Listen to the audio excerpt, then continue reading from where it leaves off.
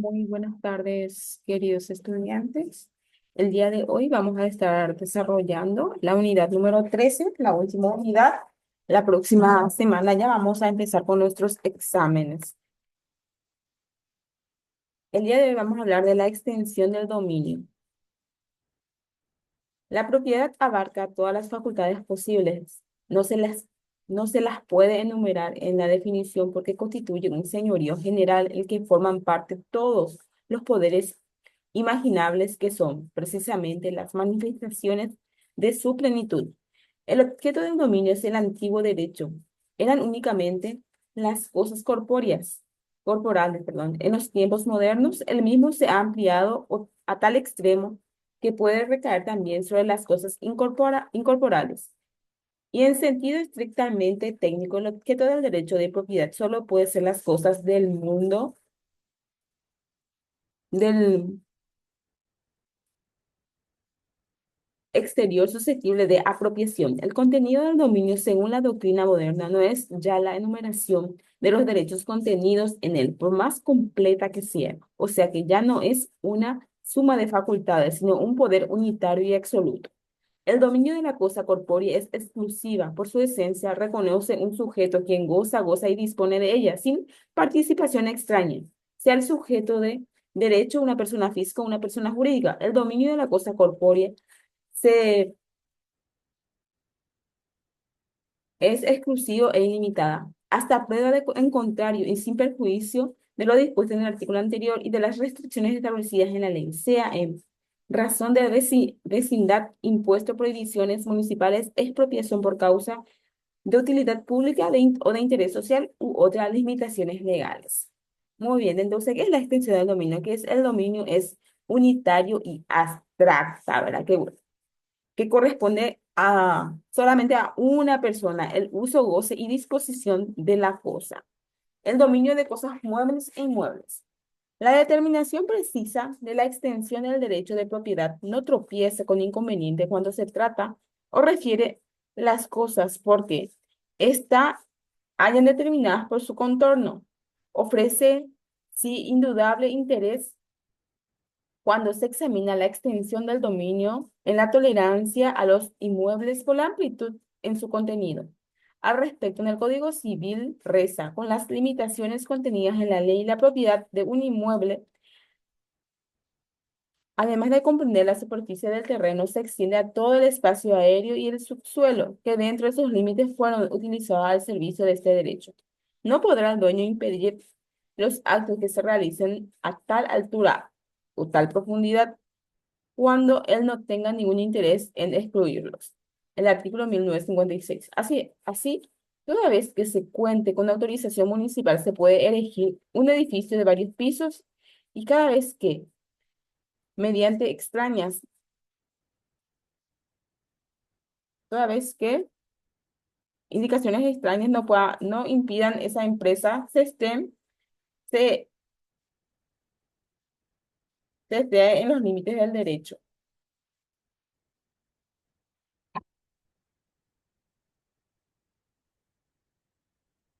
Si en el futuro se decidiera construir un transporte subterráneo, no se puede impedir porque esto ahora afecte a la propiedad. Tal vez que no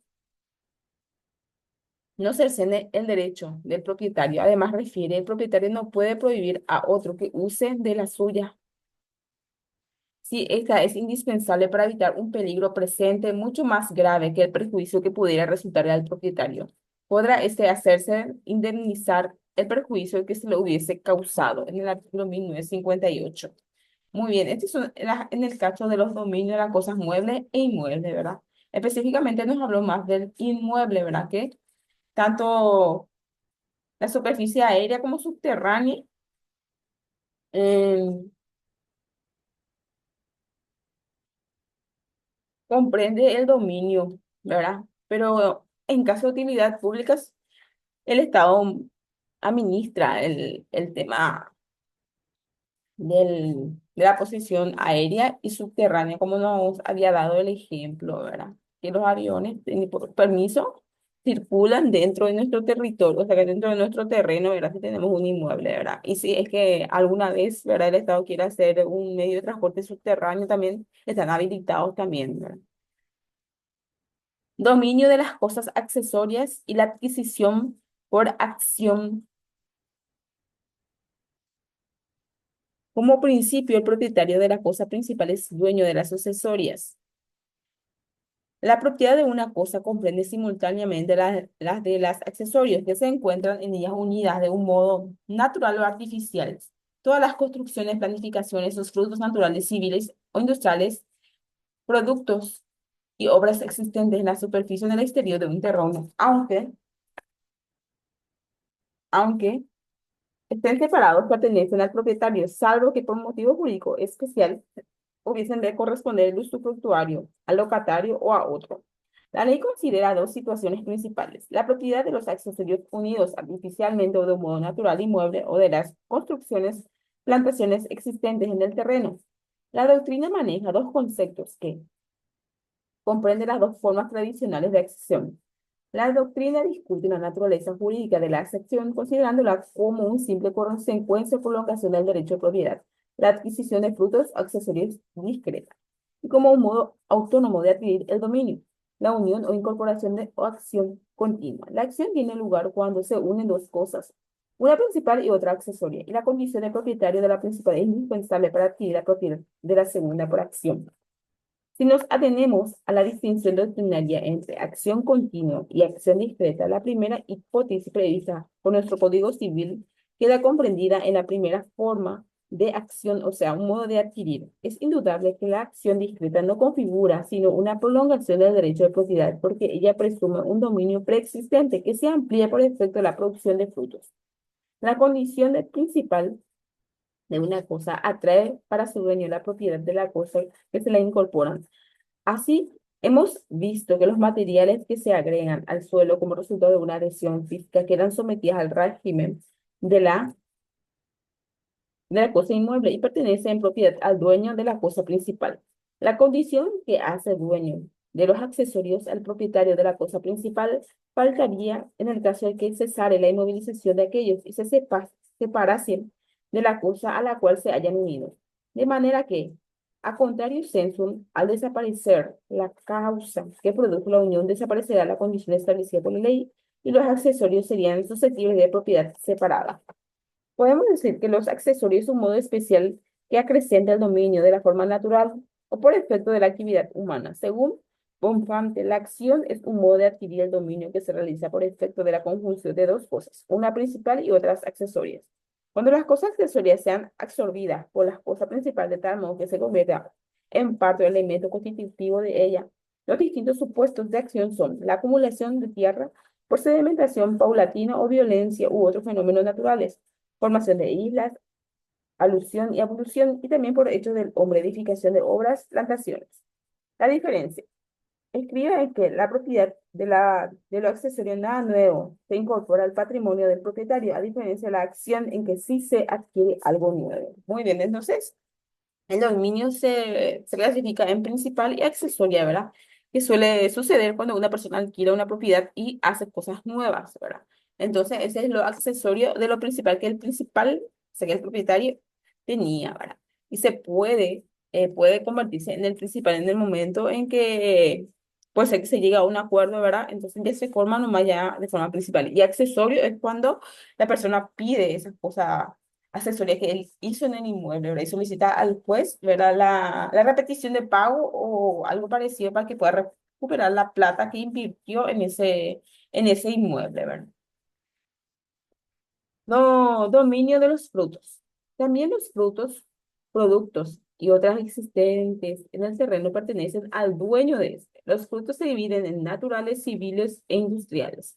Naturales son la producción espontánea de la tierra, así como las crías y demás productos de los animales. Industriales son lo que se obtiene del trabajo del hombre.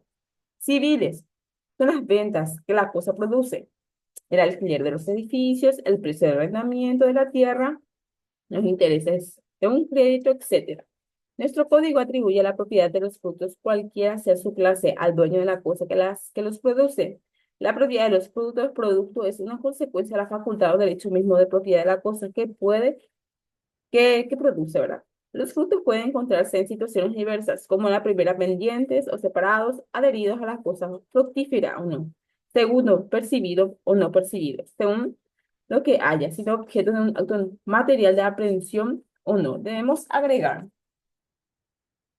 además, que admite la posibilidad de que un tercero, usufructuario, locatario u otro tenga derecho a los frutos por algún motivo jurídico. Ahora vamos a hablar acerca de la distinción entre frutos y productos. Los frutos pueden ser naturales, civiles o industriales y resultan del trabajo material o inmaterial o del uso privado o del uso o privación del uso de las cosas. Los frutos naturales son los productos espontáneos de la naturaleza. Las industrias, el resultado del trabajo del hombre, y los civiles, lo que tengan la renta producida por la cosa, como habíamos hablado hace un ratito, ¿verdad? En cuanto a los productos, son aquellos que se crean o fabrican o que transforman utilizando materia prima. Los civilistas diferencian entre frutos y productos para carecer estos últimos de la periodicidad que suelen acompañar a los otros y por la transformación que se opera en el proceso de producción típica. Nuestro código especifica que todas las construcciones, plantaciones, frutos naturales, civiles e industriales, productos y obras existentes en la superficie o en el interior de un terreno pertenecen al propietario. El dominio del espacio aéreo.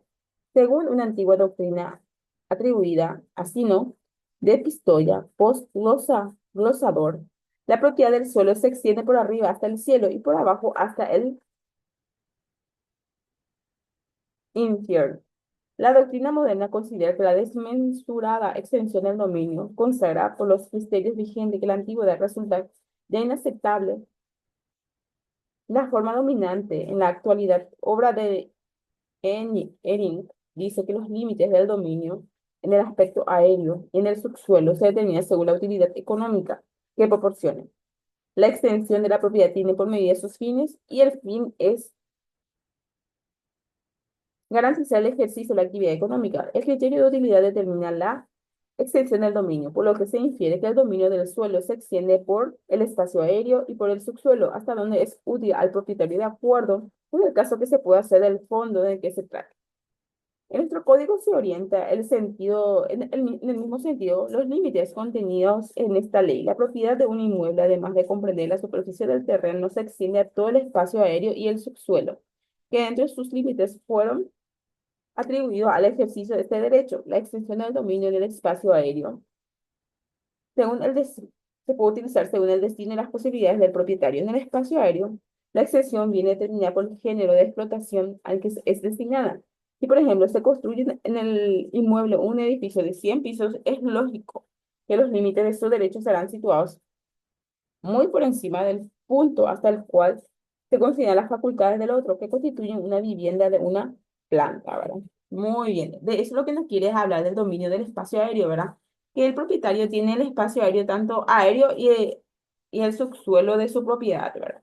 Y que se limita de acuerdo a la autorización que la ley determina, ¿verdad? Como acá nos dio el ejemplo, ¿verdad? Si una persona quiere construir una casa de 10 pisos, bueno, hasta 10 pisos le corresponde el dominio de ese bien, ¿verdad?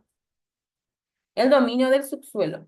Cuando se habla del suelo, la alusión es una mera expresión geométrica, porque parece de espesor. El suelo considerado apartado del subsuelo es físico y económicamente inconcebible, de manera que el subsuelo y el sobresuelo deben considerarse unidos al suelo, a los efectos de la explotación de este aún más, lo más rendimentario. Pero no hay que olvidar que según el mismo código corresponde al Estado el dominio de todos los minerales, sólidos, líquidos, gaseosos que se encuentran en estado natural en el territorio de la República, con excepción de las sustancias pétreas, terrosas o calcáreas. Régimen de las minas. La legislación especial de minas no ha sido derogado por el Código. En consecuencia, rige la Ley número 93 de Minas de 1914 y sus modificaciones. La misma dice que el Estado es el titular de todas las minas, a excepción de las de la naturaleza calcárea, pétrea y terrosa, y en general todo lo que sirvan para materiales de construcción y ornamento.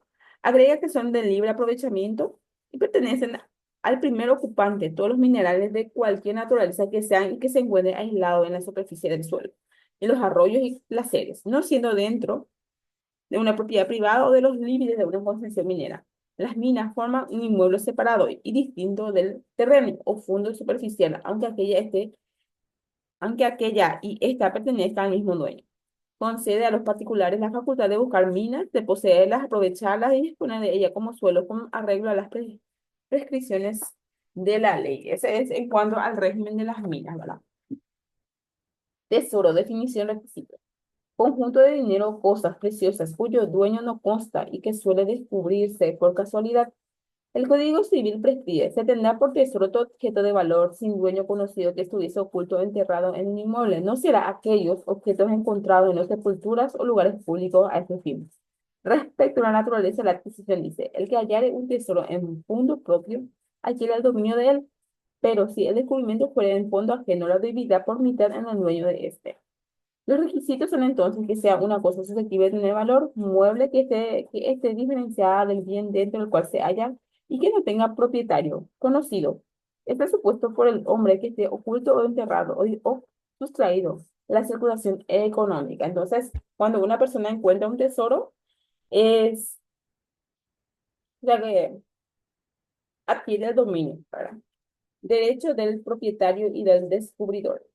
Se reputa descubridor del tesoro al primero que lo haga visible, aunque sea en parte, siquiera no lo aprenda ni conozca que es un tesoro y haya otro que trabajen con él. Si en el mismo sitio o inmediato a él hubiese otro tesoro, su descubridor será el primero que lo hiciere visible. El hecho de haber encontrado un tesoro mm, no siempre da derecho a una parte del mismo, pues debe hacerse en las condiciones establecidas por la ley y quien lo buscó sin permiso del dueño o de sus representantes no goza del derecho de intervención. Está prohibido buscar tesoros en predios ajenos sin licencia expresa de sus dueños o representantes. Ahora bien, si está prohibido buscar tesoros sin licencia de la autorización de otorgarla, puede ocurrir que alguien efectúe labores en un mundo ajeno con otro fin como el de construir un edificio. Su hallazgo entraría dentro de la casualidad que debe conducir al reconocimiento del derecho de invención. En situación distinta, dice, el derecho del descubridor no puede ser invocado por el obrero a quien el propietario del predio le hubiese encargado de hacer excavaciones en busca de un tesoro, no por otro que lo hiciese sin autorización del propietario. En estos casos, el tesoro pertenece al propietario, lo que implica que el propietario es el buscador, el descubridor y el operario, su agente que solo tiene derecho a una remuneración por su desempeño. El obrero que trabaja en un fondo ajeno descubrirá un tesoro, tiene derecho a la mitad de él, aunque el propietario lo hubiese predicho la posibilidad de hallarlo. La regla se aplica desde el momento en que el obrero no ha actuado con orden del propietario de buscar un tesoro, por lo que el hallazgo no deja de ser casual o fortuito y el dueño, como actual, como otras miras, no puede pretender los mismos derechos establecidos para él descubridor. Muy bien, ese es el caso, ¿verdad? Que una tercera persona, por medio de trabajo, encuentre un tesoro, ¿verdad? Que la mitad va a ser de la persona que encuentre también el tesoro, a pesar de que su trabajo era otra cosa. Deja de considerarse tesoro la cosa hallada si alguien dice que le pertenece. Esta demostración puede hacerse por cualquier medio de prueba. Se presume que los objetos de reciente origen pertenecen al dueño del lugar donde se efectúan. Fueron encontrados, ¿verdad? Si hubiese fallecido en la casa que hacía parte del predio.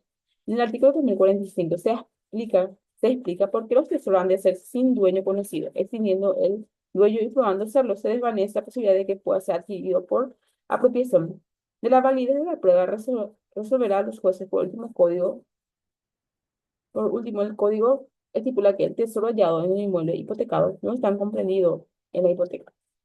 Entonces, no se puede considerar el tesoro como un accesorio del terreno comprendido por el gravamen, oponiéndose el articulado que expresa. La hipoteca se extiende a los accesorios inmuebles mientras suscita su acción. Muy bien. Con eso terminamos la clase de hoy. En el último punto hablamos del tesoro, ¿verdad? Que si una persona encuentra un tesoro y está hipotecado el inmueble, no forma parte de lo accesorio, ¿verdad? Entonces, solamente tiene que abarcar el costo de la hipoteca del inmueble, ¿verdad? No puede pedir un accesorio si encontró un tesoro una persona dentro de la propiedad. Muy bien. Muchísimas gracias por su atención. La tarea ya estará en la plataforma. Pueden ir completando para poder estar al día con todas las clases y la próxima semana rendimos. Muy buenas tardes.